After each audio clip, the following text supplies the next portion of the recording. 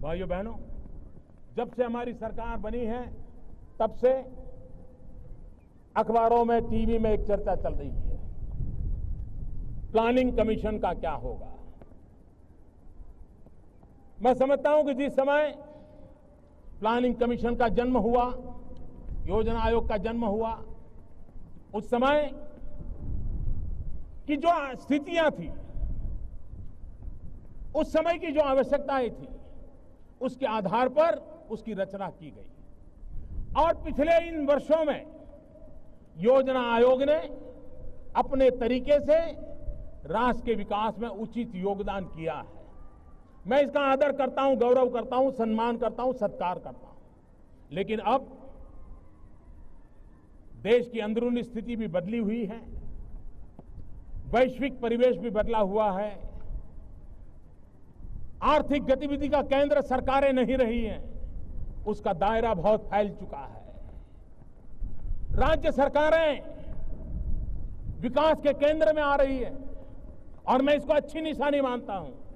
भारत को आगे ले जाना है तो राज्यों को आगे ले जाकर के ही होने वाला है। भारत के फेडरल स्ट्रक्चर की अहमियत पिछले 60 साल में जितनी थी, उससे ज्यादा आज के युग में है। हमारे संघीय ढांचे को मजबूत बनाना, हमारे संघीय ढांचे को चेतनवंत बनाना, हमारे संघीय ढांचे को विकास की धरोहर के रूप में काम लेना, मुख्यमंत्री और प्रधानमंत्री की एक टीम फॉर्मेशन हो, केंद्र और राज्य की एक टीम हो, ये टीम बनकर के आगे चले, तो इस काम को अब प्लानिंग कमीशन के नए रंग रूप से सोचना पड़ेगा।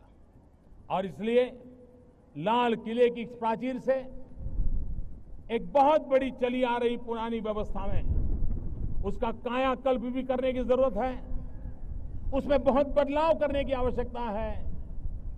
और कभी कभी पुराने घर के रिपेयरिंग में खर्चा ज्यादा होता है, लेकिन संतोष नहीं होता है। फिर मन करता है अच्छा है कि नया ही घर बनाते हैं। और इसलिए बहुत ही कम समय के भीतर योजना आयोग के स्थान पर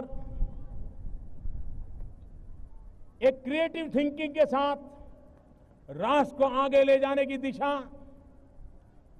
पब्लिक प्राइवेट पार्टनरशिप की दिशा, संसाधनों का ऑप्टिमम यूटिलाइजेशन, प्राकृतिक संसाधनों का ऑप्टिमम यूटिलाइजेशन, देश की युवा शक्ति के सामर्थ्य का उपयोग, राज्य सरकारों की आगे बढ़ने की इच्छाओं को बल देना, राज्य सरकारों को ताकतवर बनाना, संघीय ढांचे को ताकतवर बनाना, ऐसा नए रूप रंग के साथ,